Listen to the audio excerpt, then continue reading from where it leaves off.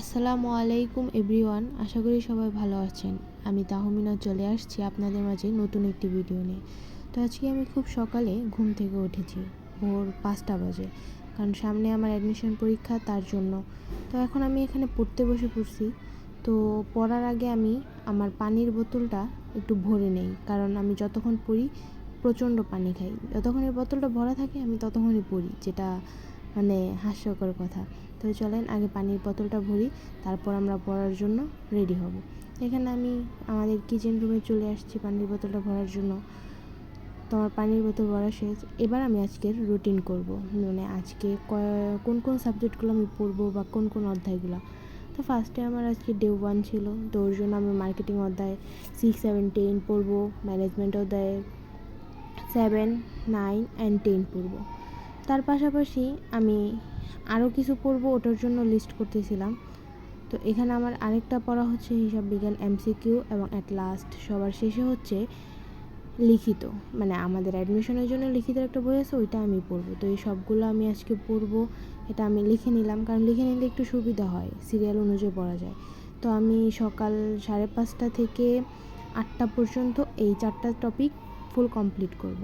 তো চলেন এখন আমরা ফার্স্টে মার্কেটিংটা পড়া শুরু করি। তা আমি আমার ডায়েরিটা রেখে দিয়ে এখন মার্কেটিং বইটা নিলাম। এই হচ্ছে আমাদের নীলবাবু, মানে হচ্ছে আমাদের মার্কেটিং বই। তো এখানে আমি 6 আর 10 অধ্যায়টা আগে থেকে মার্ক করে রেখেছিলাম পড়ার জন্য। তো এখন আমি এই পেজটায় চলে যাব পড়ার জন্য।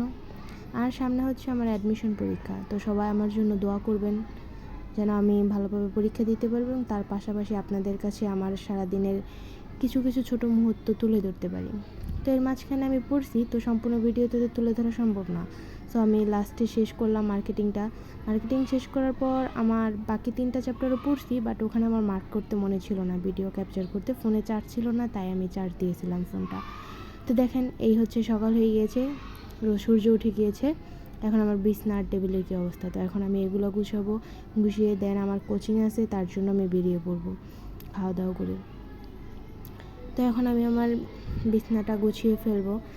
আসলে গাইজ আমার কোনো ক্যামেরাম্যান নেই, তো আমি এক হাতে ক্যামেরা এক হাতে কাজ, তাই ভিডিওটা ভালোভাবে ক্যাপচার করতে পারছি না, সবাই কিছু মনে করবেন না। তো এখানে আমি আমার বিছনাটাকে গুছাচ্ছিলাম, তো এক হাতে ফোন কাজ করতে অসুবিধা হয়, তো আমি ফোনটা রেখে টোটালি গুছিয়ে ফেলেছি। তো টেবিলটা গুছাই নেই, টেবিলটা গুছানোর ভিডিও পরে পাবো। তো আমি খাওয়া দাওয়া করে ফ্রেশ হয়ে আমি কোচিংয়ের জন্য রওনা হয়ে গেছি। তো কোচিংয়ে চলে আসছি, এই হচ্ছে কোচিং। তো লাঞ্চে আমি বাসায় আসছি 2টার দিকে, এসে গোসল করে একটু রেস্ট নিয়ে তারপরে খেতে বসছি। তো আজকের মেনুতে ছিল করলা ভাজি, মুরগির মাংস, আর হচ্ছে লাউ দিয়ে চিংড়ি মাছ দিয়ে। তো এখানে ফার্স্টে ক্যামেরাটা একভাবে রেখেছিলাম, আমার বোনকে দিয়েছিলাম, তো ও ধরতে পারছে না, তাই আমি আবার আমার সামনে রেখেই খাবারটা কমপ্লিট করলাম।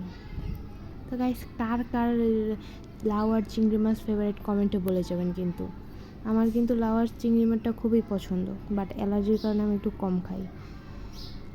তো তারপরে বিকেলের দিকে আমার পড়তে বসার কথা ছিল, কিন্তু আমার ছোটো বোন আবদার করলো ওকে ক্লে দিয়ে একটা খেলনা বানিয়ে দিতে। আমি লেগে পড়লাম যেই কাজ। তারপরে ওকে খুশি করার জন্য আমি ওর কথা মতোই ক্লে দিয়ে বসলাম ওকে কিছু একটা বানিয়ে দেওয়ার জন্য। তখন আমি রেইনবো বানানোর জন্য চেষ্টা করছিলাম। আসলে গাইস, রেইনবোতে 7টা রঙ হয়, বাট আমি ইচ্ছে করে একটু বড় করে বা একটু অন্যরকম করার জন্য 8টা কালার দিয়েছি, আপনারা গুনে দেখতে পারেন। আবার অনেকে বলবেন হয়তো লাস্টে দেখার পর, আল্লাহ রেইনবো 7 কালারের হয়, আপনি 8 কালারে দিয়েছেন। এটা আমি ইচ্ছে করে দিয়েছি গাইস, এতে কোনো ভুলের কিছু না, কারণ আমি একটু সুন্দর করতে চাইছিলাম। ওর কালার ছিল 12টা, তো আমি ভাবলাম সবগুলা দিলে তো বাজে দেখা যাবে। তারপর আমি এখানে লম্বা করতেছিলাম, তো আমাদের কাছে ওরকম চারকোনা ওরকম কোনো কিছু ছিল না, তো আমি একটা বাটির মুখা নিয়ে নিয়েছিলাম এটা করার জন্য, মানে একটু বড় করতে হবে, চিকন টাইপের।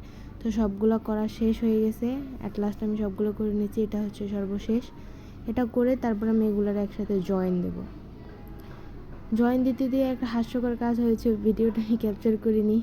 মানে জয়েন আমি 2-3 বার লাগানোর প্রক্রিয়া, তো একটু লাগার সাথে সাথে আরেকটার সাথে আরেকটা লেগে যায়। তো ওরকম লাগানোর পর আমি অনেকবার খুইলা আবার ঠিক করছি, মানে একবার হচ্ছে ছোট হচ্ছে, একবার হচ্ছে মাপ মতো হচ্ছে না। তো অনেক কিছু করে তারপর আর কি আমার এইটা বানানো সফল হয়েছে। লাস্ট পর্যন্ত দেখতে পারবেন, অতটাও ভালো হয়নি, বাট প্রথম চেষ্টাতে যতটুকু হয়েছে আলহামদুলিল্লাহ। দেখেন আমি বারবার খুলছি আর লাগাচ্ছি, মাঝখান দিয়ে ভিডিও অফ করে বিরক্ত হয়ে পরে দুবার খুলে তারপর আবার কাজটা করছি। এখানে সবগুলো করা হয়ে গেছে, লাগানো হয়ে গেছে। এখন নিচের এই যে এটা কেটে সমান করতে হবে। আমি আবার কি করছি, মানে আমার ছোটো বোনের ক্লে ও বানাইতে দিয়েছি ঠিকই, কিন্তু শর্ত ছিল বেশি ক্লে নেওয়া যাবে না, ছোট করে নিতে হবে। তো আমি বললাম ছোট করে বানালে তো অনেক ছোট হয়ে যায়। তো আমি কি করছি, অল্প অল্প ক্লে নিছি। এখন এগুলো তো বেশি চিকন হয়ে গেছে, তাই আমি হাত দিয়ে একটু চেপে চেপে এটাকে মোটা করে দিয়েছি, যেন একটু দেখতে ভালো বা একটু মোটা দেখা যায়। এই কারণে মানে ওর আশা অনেক, কিন্তু ও চায় কমের মধ্যে করতে। দেখেন আমি এখনও চেপে চেপে মোটা করছি এটাকে। তারপরে লাস্ট পার্ট হচ্ছে, এখানে সাদা সাদা 10টা বল বানাবো, বানিয়ে এই যে রেনবোর নিচে 2 সাইডের ওইখানে লাগাই দেবো মেঘের মতো। তো এইখানেও আমি কিপটামি করছি, ও বলছে বেশি নিও না। তো এইখানেও এটা গোল গোল করে দেওয়া হয়, বাট আমি এখানে কি করছি দেখবেন, গোল করে তারপর হাত দিয়ে চাপ দিয়ে এটাকে চাপটা বলে না, ওইটা করে দিয়েছি। দেখেন আপনারা দেখতে পারবেন। তো এখানে আমার লাগানো শেষ সবগুলা। তো তারপরে গাইস, মানে আমার বোনকে দিয়েছিলাম ক্যামেরাটা ধরতে। ও মানে এক এক সময় এক এক অ্যাঙ্গেলে, হয় সোজা নয় বাঁকা। তারপরে নিচে দিয়ে এখন আমি এইগুলো কিছু নিয়ে ঝুলুনির মতো দেব, সুতো দিয়ে বেঁধে। তো তার জন্য আর কি আমি এগুলো বানাচ্ছিলাম। এখানে মোট 6টা বানিয়েছি আমি আমার মন মতো কালার দিয়ে। তারপরে এগুলোকে আমি সুইয়ের ভিতর দিয়ে ঢুকিয়ে, মানে সুতার ভিতরে লাগাবো আর কি, লাগিয়ে আর কি ঝুলুনির মতো করব। তো এতটুকু করতে চাই আমি, আমার আজকে মানে অনেক টাইম লাগছে, কারণ ওরে নিয়ে ও ক্যামেরা ধরতে পারে না, অনেক কাহিনী। এই কারণে ওরে বকাও দিছি এর মাঝখানে। তারপরে সব কিছু মিলায়া অ্যাট লাস্ট মাঝখান দিয়ে আর ভিডিও করি নাই, কারণ ও হাঁপায়ে গেছে ক্যামেরা ধরা। এটা হচ্ছে লাস্ট সিন। তো এতটুকুই ছিল গাইস। কেমন হয়েছে কমেন্টে বলে যাবেন। অতটাও ভালো হয়নি, তো সবাই আমার জন্য দোয়া করবেন। এতটুকুই। আল্লাহ হাফেজ গাইস, ভালো থাকবেন সবাই।